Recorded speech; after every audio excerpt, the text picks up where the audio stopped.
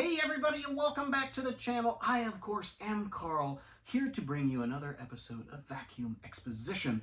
And I have a special one for you guys today. And that is not only because of what we see before us, but what we will see after this.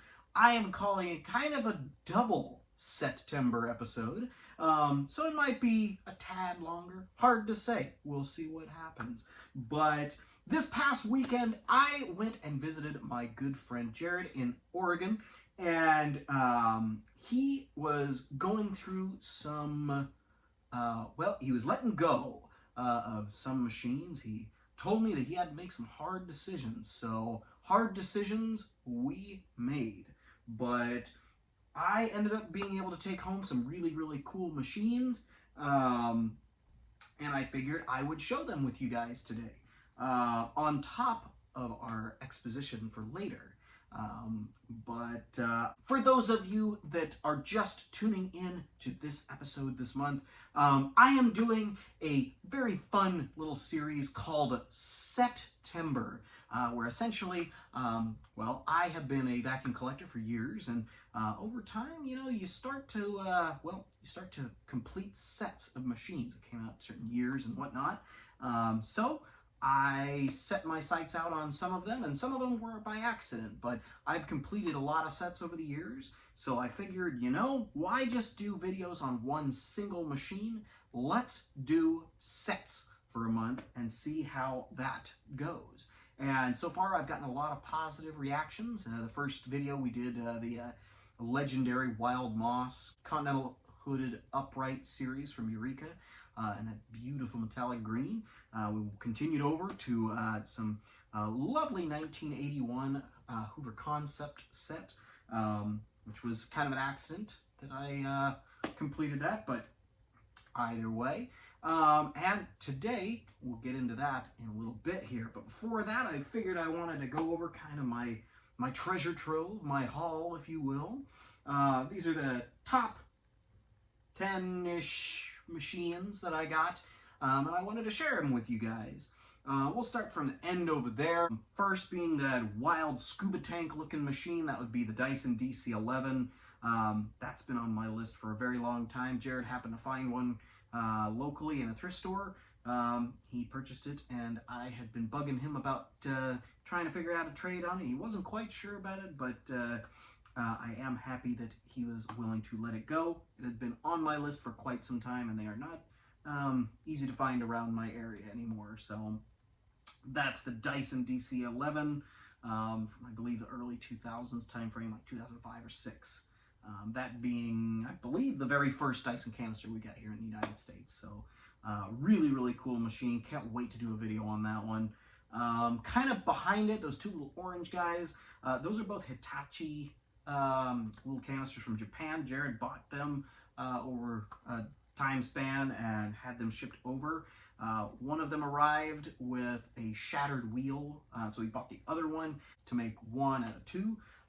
But sometimes it's just kind of hard to do that when the machine is so nice and pretty like those two are.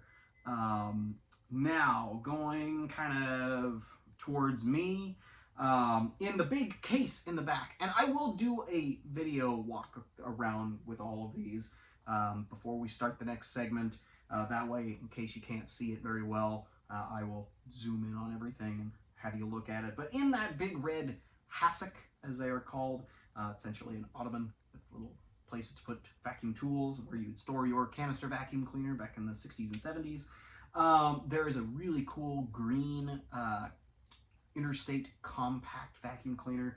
I have not had one of those. I'm very, very happy to have one now. Have other models, but my favorite color is green, so gotta find the green ones. In front of that is the legendary Phantom Fury Special Edition. Jared had recently got another one. He had this one for a very long time, but it did have a issue with the handle release. Big kind of design flaw in my opinion, but essentially the handle release was broken, and it was held on at 2 points. It's broken at once. It was just kind of flopping underneath there, and Oddly enough, when me and Jared were there, I picked it up, put it down, and when I went to pick it back up, that whole handle release just popped off the bottom, which was convenient because he actually needed those parts for the one that he just got that was in a lot better condition. But after some negotiating, he was going to throw it away, but I did ask him nicely if I could be the custodian of it now, and he did let me. So it is an interesting machine, those Phantoms, especially that kind of swooping special edition type hood. Phantom vacuum cleaners were made in the 90s into the 2000s, but these special edition ones just seem to be a little bit harder to find, generally speaking. I mean, they still made, you know, hundreds of thousands of millions of them, so like they're not rare, they're just quite uncommon. So that one was pretty cool. I'm pretty happy to have that in my collection. Next to that is actually something really special to me.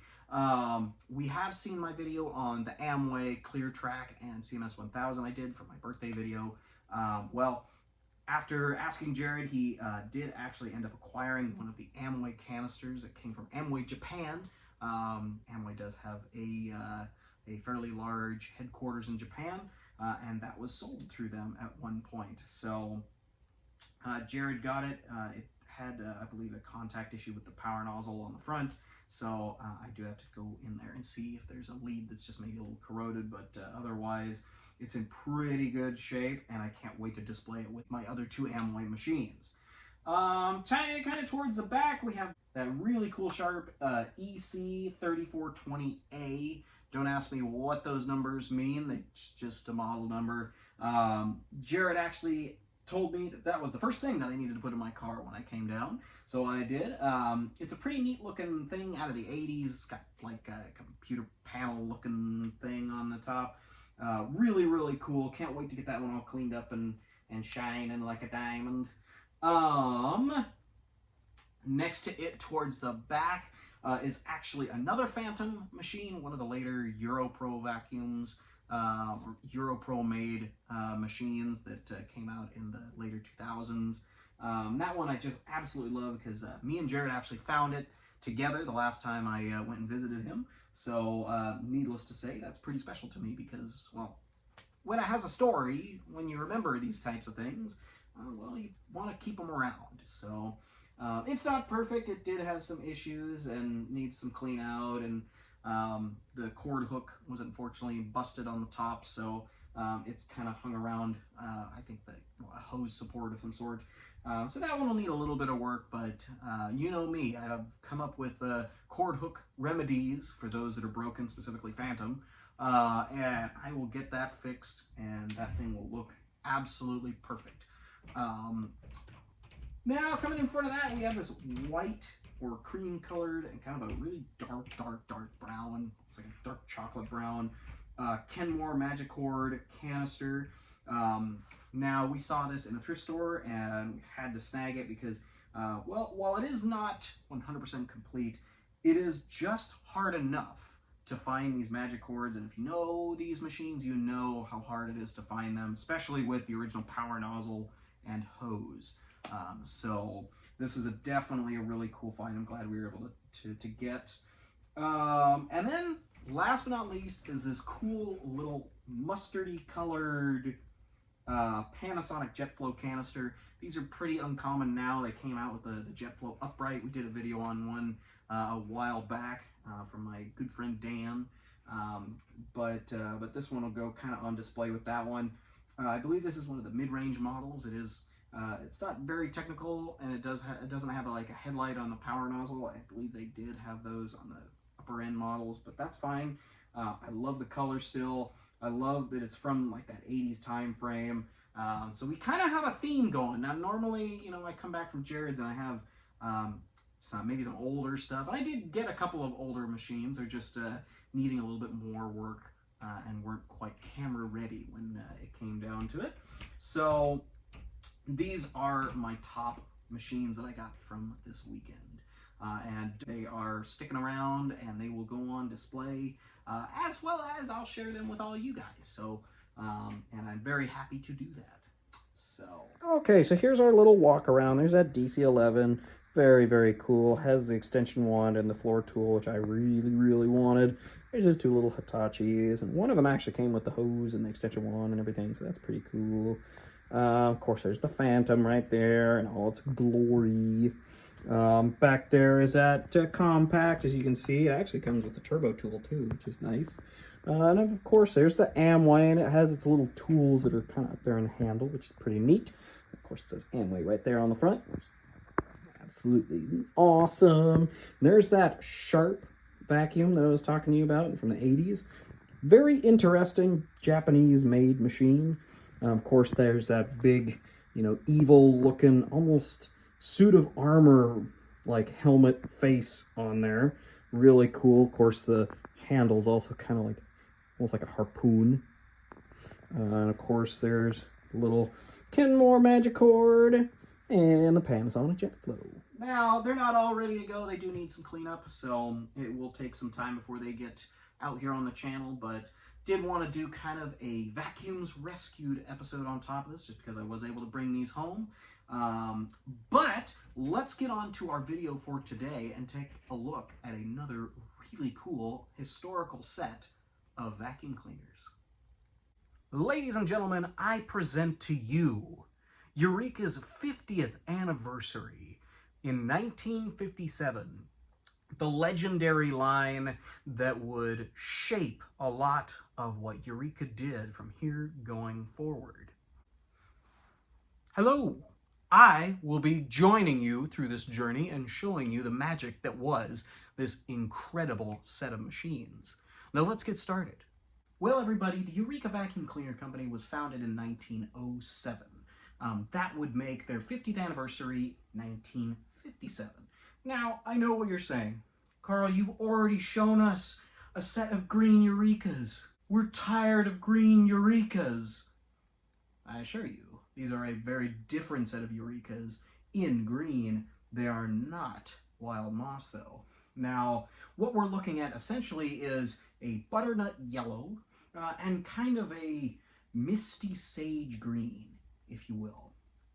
Now, in order for Eureka to celebrate their 50th anniversary, they needed to make out a line and put it out for sale. And they used to market it in dealers, kind of like this.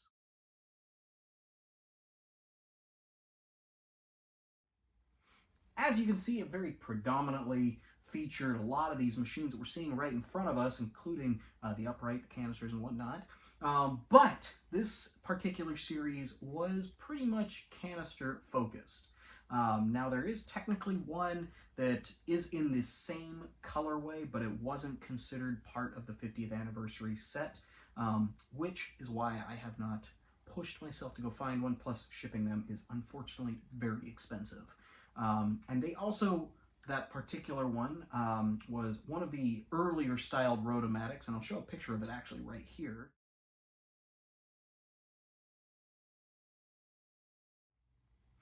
As you can see, it is very similar to what we're looking at. However, it would have usually come in something kind of like that hassock that we were talking about earlier when I was showing off the vacuums rescued.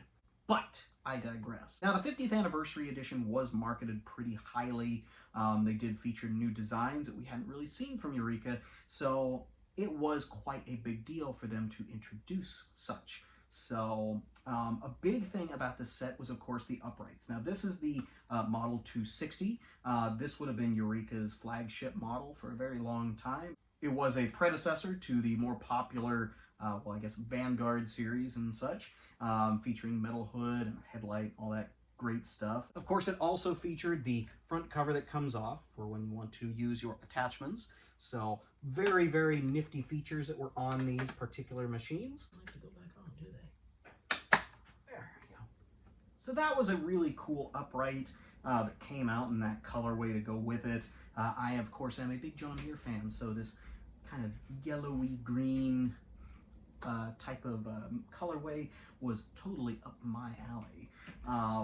Now, the canisters was really where Eureka was focusing on with this. And I will start it right here. Now, this is the Eureka Rotomatic. This was the model 910 and is one of the lesser known 50th anniversary models. But believe me when I say this was definitely a 50th anniversary model, as stated in this ad.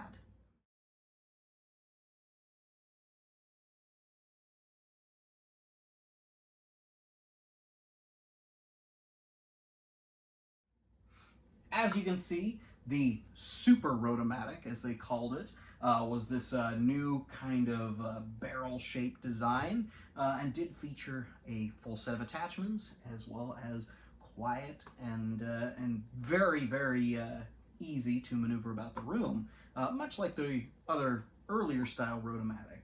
Now, next to it was probably the most radically designed vacuum cleaner that Eureka had introduced in a while, and that's on multiple different levels.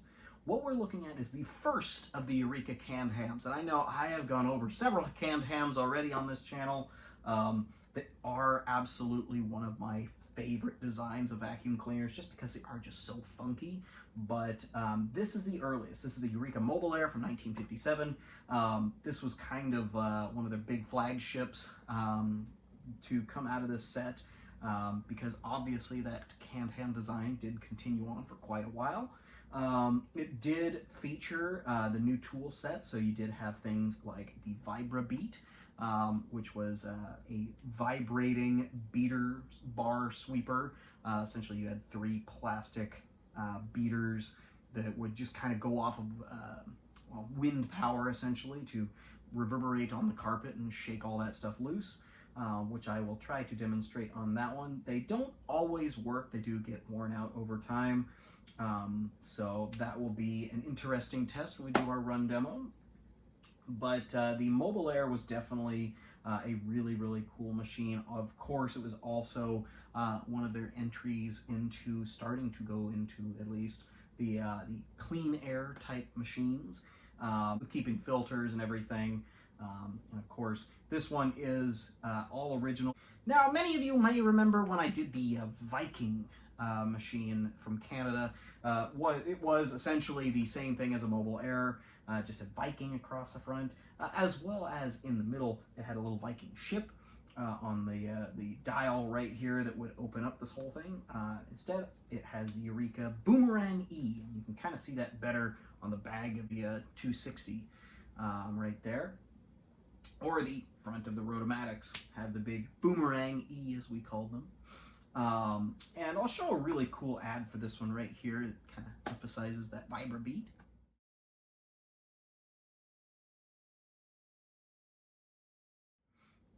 And last but certainly not least is the Eureka Model 960, affectionately known as the Gold Crown.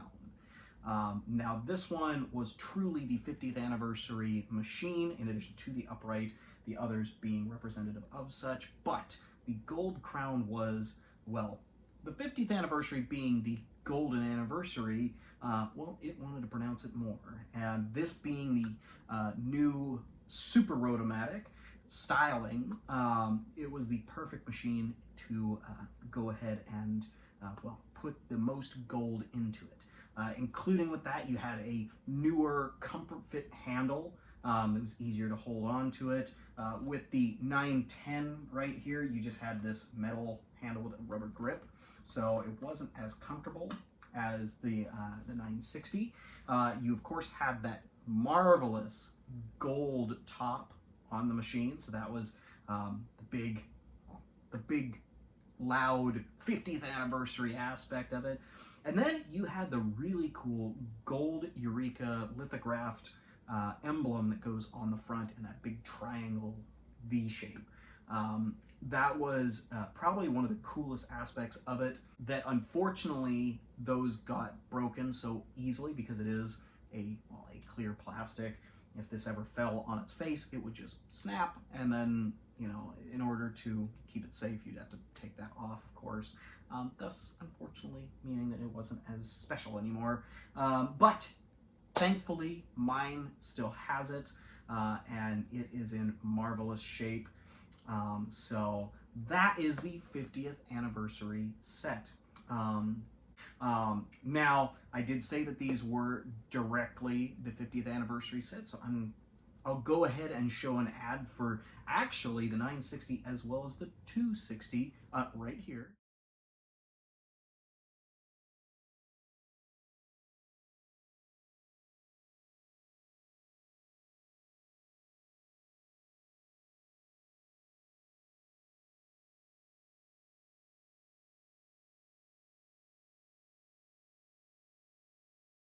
As you can see, they did want to, well, showcase those two models as being the 50th anniversary, even though they did have others that went with that line.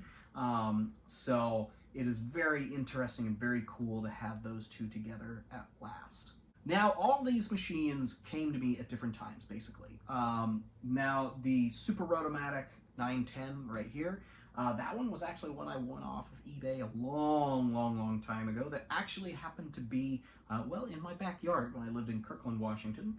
The Model 960 over there with the gold top, that one was actually local to me, but it was free. Somebody was about to throw it away, and thankfully my brother lived in the area, so he went and snapped that up for me. So big thank you to him for getting that for me, because to be honest with you, it definitely will be treasured in this home. Well, more than such that it would have been at well, a dump, which is where it was heading had I not saved it.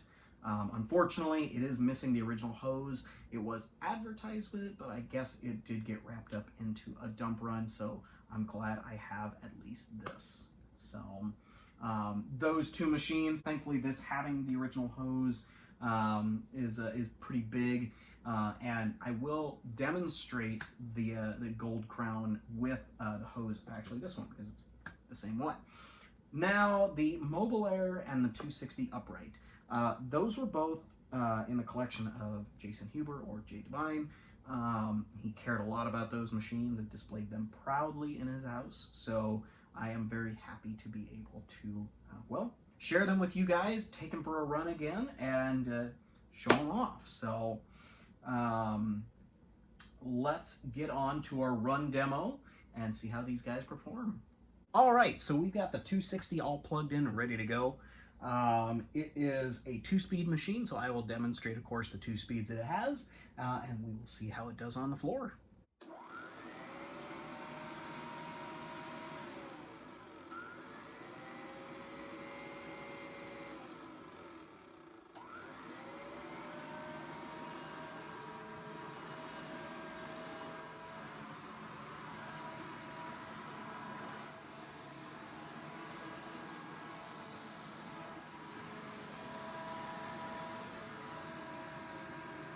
Looks like it still did a phenomenal job for being, well, about 70 years old. So let's move on to the next one. All right, everybody. So I figured I'd get the old Vibra beat out.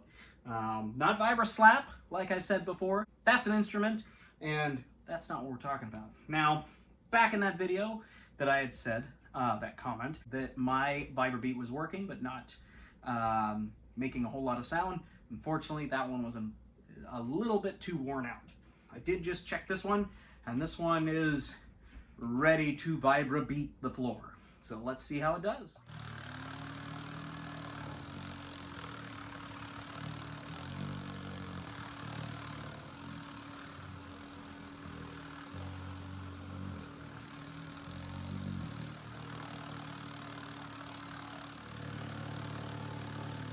So as you can see, it's pretty loud with that Vibra beat.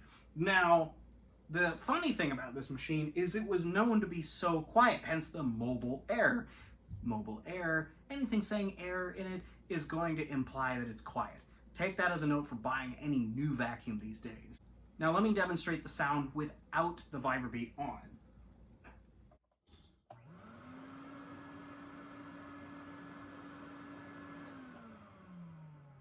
As you could probably tell, this is quite a quiet machine. I mean, you probably could have told from the Viking version of this particular machine, but either way, very quiet machine, and very fun to use, even with the Vibra beat, just because it is just a big loud noisemaker that doesn't do very much. But let's move on to the next one. All right, so now we have the 960, the Super Rotomatic, the gold crown, the highlight of the group, if you will. Now, like I said before, unfortunately, the hose for this did get tossed, but the hose for the Mobile Air is actually the same hose. So I went ahead and put that on there. It is plugged in. Now, this would have originally had a green cord, and it did have it on it when I got it. Now, unfortunately, the original cord, being 80 years old, it was getting a little long in the tooth, and when I went to try to rewire it with the cord, all of the positive and negative wire sheathing, well, it was just crumbling off. And for those of you that do vintage vacuum restorations, you probably know that when that happens, that has the possibility of both your positive and negative to arc, and it can start a fire, and it can blow your fuses in your house. Don't ask me how I know. I've been doing this for a long time, and I've seen it happen a dozen times. No time is fun, I assure you. So for those that are doing a restoration, save yourself the hassle, find yourself another cord. Thankfully, I actually had another spare Eureka cord ready to go, and it matches pretty well with what this is. But if you're doing something from the 30s and the 40s and that cord is looking pretty sketchy and kind of cracked and everything, do not try to use it. In certain cases, I have used it, but that's also because I know that the cord is fine. But I've been doing this for 20 years, so I know exactly what I'm getting into. And even still, I use a power strip instead of plugging it directly into the wall, just to make sure, because if it pops, it'll pop the power strip, not necessarily your fuses. But I digress. So what I decided to do is I grabbed the upholstery tool from the Mobile Air. And we're going to slap that on this hose, so we are all ready and plugged in. Cool thing about this one, the 910 actually had a toggle switch. This has a foot switch, so we'll go ahead and turn that on right now.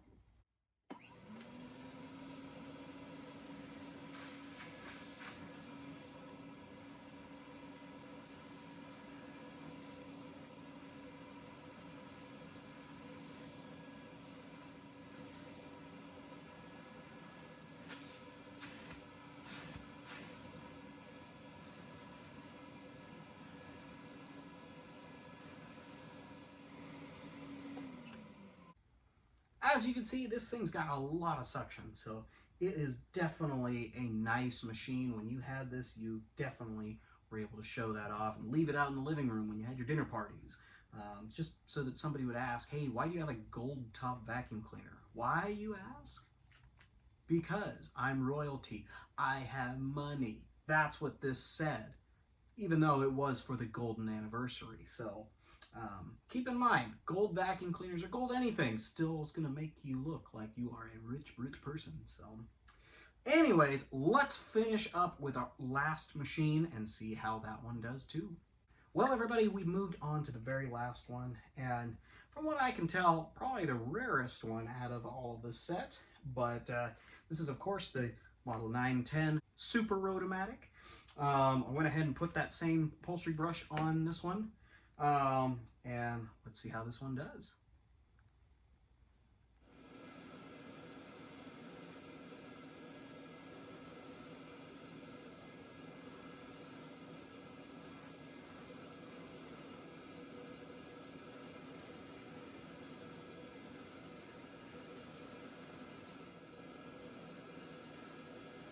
As you can see, this thing did pretty great. I mean, even at the lower end model to the 960, this one still performs fantastically. So, but that will conclude our run demo for today's machines. I hope you enjoyed each and every one of them. It was really, really fun being able to get these out and show you guys.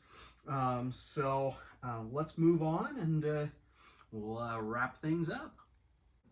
Well, everybody, I hope you enjoyed our little video today. I know it was just a lot of stuff to look at today, but believe you me, this one has been in the works for a very, very long time. And I know that it may not have seemed like it, but when I did that montage in the last video with the concepts, that took me at least 2 hours of figuring out how to do it, and editing, and making sure sound was good, and making sure it got enough exposure. I had to reshoot that a bunch of times, so doing these set videos is a lot more work, but hey, it's totally worth it.